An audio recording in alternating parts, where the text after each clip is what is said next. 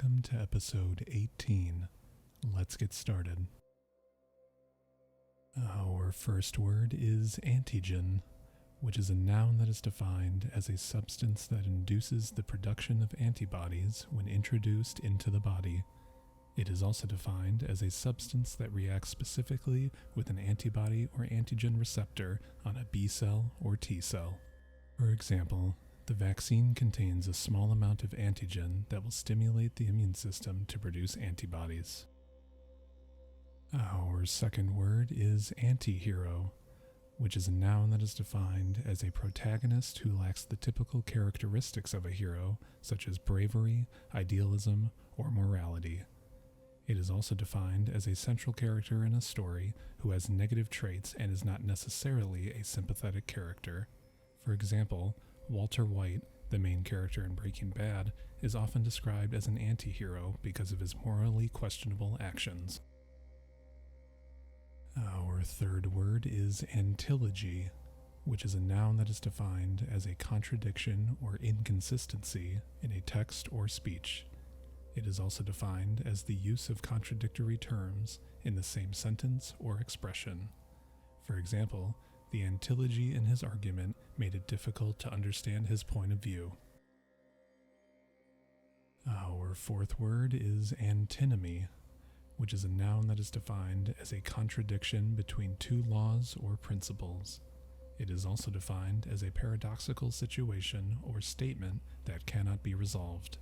For example, the antinomy between freedom and security often creates difficulties in politics and law. Our fifth word is Antipasto, which is a noun that is defined as an Italian appetizer typically consisting of cured meats, cheeses, and vegetables served before a meal. It is also defined as a selection of hors d'oeuvres, usually including vegetables, meats, and cheeses. For example, the restaurant offered a delicious antipasto platter as an appetizer, featuring prosciutto, olives, and a variety of cheeses. Our sixth word is antipathetic, which is an adjective that is defined as having a feeling of aversion or strong dislike towards something or someone. It is also defined as causing aversion or dislike. For example, his antipathetic attitude towards authority figures was evident in his refusal to follow the rules.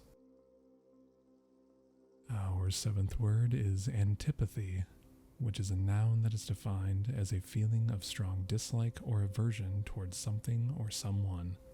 It is also defined as a natural opposition or repugnance.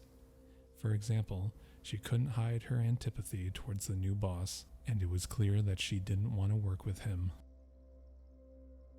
Our eighth word is antiperspirant, which is a noun that is defined as a substance used to prevent or reduce sweating.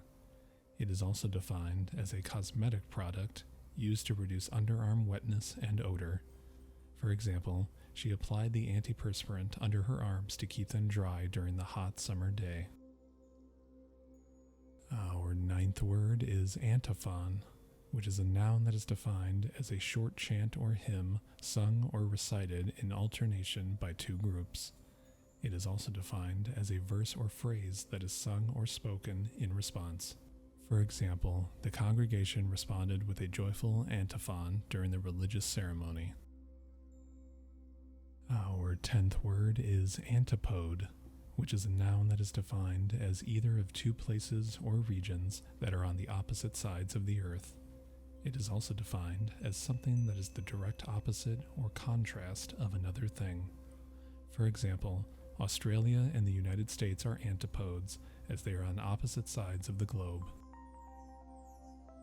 Our 11th word is Antiquarian, which is an adjective that is defined as relating to or dealing in antiques or rare and old books. It is also defined as having an interest in fondness for antiques or the past.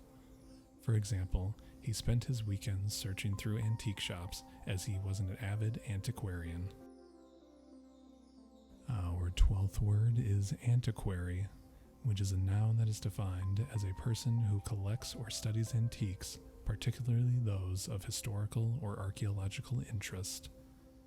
It is also defined as a shop or store that specializes in antiques. For example, the local antiquary had an impressive collection of rare books and artifacts from ancient civilizations. Our 13th word is antiquated, which is an adjective that is defined as old-fashioned, no longer useful, current, or applicable due to age or obsolescence. It is also defined as outdated or archaic in style, design, or technology. For example, the antiquated computer system needed to be replaced with a more modern one. Our 14th word is antique, which is a noun and an adjective. The noun is defined as a collectible item that has a high value due to its age, rarity, or historical significance. The adjective is defined as belonging to or dating from a past era, old-fashioned. For example, the antique vase was passed down through several generations of the family. Our 15th word is antiquity, which is a noun that is defined as the ancient past, especially before the Middle Ages. It is also defined as an object or relic from ancient times, an artifact. For example, the museum had an impressive collection of Greek and Roman antiquities. Our 16th word is antisepsis, which is a noun that is defined as the process of preventing the growth or spread of microorganisms, especially harmful ones. It is also defined as the use of antiseptic agents to eliminate or reduce the number of microorganisms on living tissue or in inanimate objects. For example, before performing surgery, the medical team thoroughly cleaned the operating room and sterilized their equipment to ensure proper antisepsis. Our 17th word is antiseptic, which is an adjective that is defined as capable of preventing infection by inhibiting the growth of microorganisms. It is also defined as free from dirt, germs, or other microorganisms. For example, the doctor cleaned the wound with antiseptic solution to prevent infection. Our 18th word is antiserum, which is a noun that is defined as blood serum containing antibodies that counteract specific antigens. For example, the antiserum was administered to the patient to counteract the venom. Our 19th word is antisocial, which is an adjective that is defined as not wanting to be around people or socialize. It is also defined as violating or disregarding social norms or standards. For example, his antisocial behavior made it difficult for him to maintain relationships. Our 20th word is antithesis, which is a noun that is defined as the direct opposite of something or someone. It is also defined as the contrast between two things. For example, the antithesis of love is hate. Our 21st word is antithetical, which is an adjective that is defined as directly opposed or contrasted. It is also defined as inconsistent or incompatible. For example, his actions were antithetical to his beliefs. Our 22nd word is antitoxin, which is a noun that is defined as an antibody that counteracts a specific toxin. For example, the antitoxin was given to neutralize the poison. Our 23rd word is antler, which is a noun that is defined as one of a pair of bony, branching structures on the head of a deer, moose, and other cervids, typically shed annually and often used as hunting trophies. For example, the hunter proudly displayed the antlers of the deer he had hunted. Our 24th word is antonym, which is a noun that is defined as a word that means the opposite of another word. It is also defined as a word that is the complement of another word. For example, hot and cold are antonyms, as are good and bad. Our 25th word is antre, which is a noun that is defined as a cave or cavern. For example, the hikers were excited to explore the Antre they had discovered on their trek through the mountains. Our 26th word is Antrorse, which is an adjective that is defined as directed or turned upward or forward as certain hairs or bristles. For example, the Antrorse hairs on the stem of the plant helped it cling to the trellis for support. Our 27th word is Antrum, which is a noun that is defined as a cavity or chamber, especially in the body such as the sinus or the stomach. For example, the antrum of the stomach secretes digestive juices that break down food. Our 28th word is Antsy, which is an adjective that is defined as restless or impatient, often because of being bored or waiting for something. For example, the children were getting antsy during the long car ride and started asking, "Are we there yet?" Our 29th word is Anvil, which is a noun that is defined as a heavy iron block with a flat top and concave sides on which metal can be hammered and shaped. For example, the blacksmith heated the iron rod in the forge before hammering it on the anvil to shape it into a horseshoe. Our 30th word is anxiety, which is a noun that is defined as a feeling of worry, nervousness, or unease about something with an uncertain outcome. It is also defined as a nervous disorder characterized by a state of excessive uneasiness and apprehension, typically with compulsive behavior or panic attacks. For example, she felt a surge of anxiety before her big job interview, but tried to calm herself down by taking deep breaths. Our 31st word is anxious, which is an adjective that is defined as experiencing worry, nervousness, or unease about something with an uncertain outcome. It is also defined as eager to do something. For example, she felt anxious before the job interview, but she was still excited about the opportunity. Our 32nd word is any, which is a determiner, pronoun, adjective, and adverb that is defined as one, some, or all without specification. It is also defined as used to refer to a person or thing of any kind. For example, do you have any questions about the assignment? Our 33rd word is anybody, which is a pronoun that is defined as any person, anyone. It is also defined as a person of importance. For example, if anybody needs help, please don't hesitate to ask. Our 34th word is anyhow, which is an adverb that is defined as in any manner or way whatever. It is also defined as anyway, nonetheless. For example, anyhow, we managed to finish the project on time. Our 35th word is anyone, which is a pronoun that is defined as any person. It is also defined as used to refer to a person of importance or authority. For example, is anyone interested in going to the concert with me? Our 36th word is anyplace, which is an adverb that is defined as anywhere. It is also defined as some place, a specific location. For example, let's go any place you want for dinner tonight. Our 37th word is anything, which is a pronoun that is defined as anything. It is also defined as used to refer to a thing of importance. For example, you can ask me anything you want to know about the project.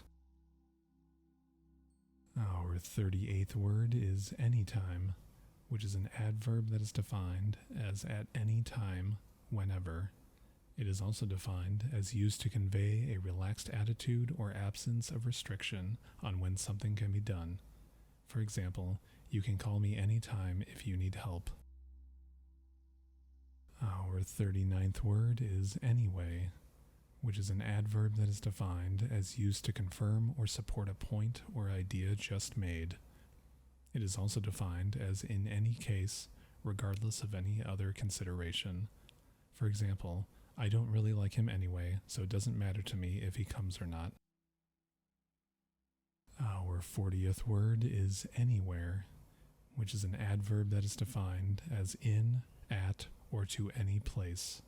It is also defined as used for emphasis to refer to a place of any kind. For example, I'll go anywhere you want me to go. Our 41st word is Anywise, which is an adverb that is defined as in any manner or way, in any case. For example, we need to solve this problem anywise we can. Our 42nd word is Apace, which is an adverb that is defined as swiftly, quickly. For example, she worked apace to finish the project on time.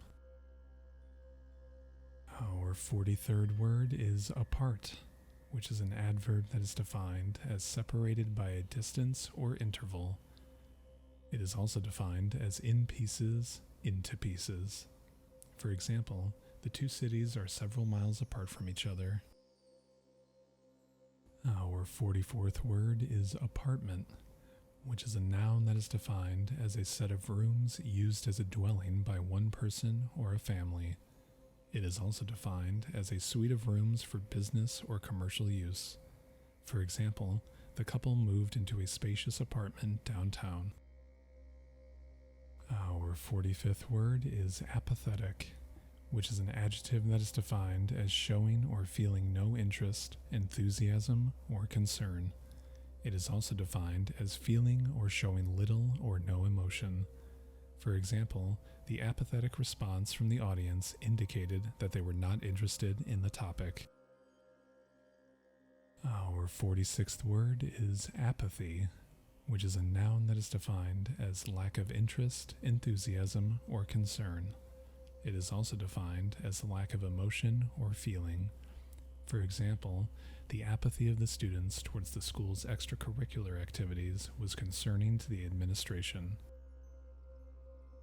Our 47th word is aperient, which is an adjective that is defined as having a mild laxative effect. It is also defined as causing bowel movements. For example, the doctor prescribed an aperient medication to help alleviate the patient's constipation. Our 48th word is apparative, which is an adjective that is defined as appetizing or stimulating the appetite. It is also defined as having the effect of an increasing or stimulating the flow of digestive juices. For example, the apparative aroma of the freshly baked bread made the guest's mouth water.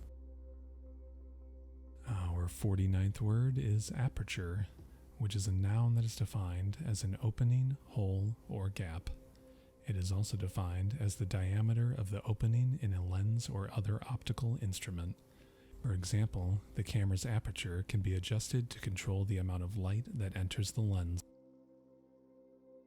Our 50th word is apiary, which is a noun that is defined as mimicry or imitation, especially in a mocking or contemptuous way.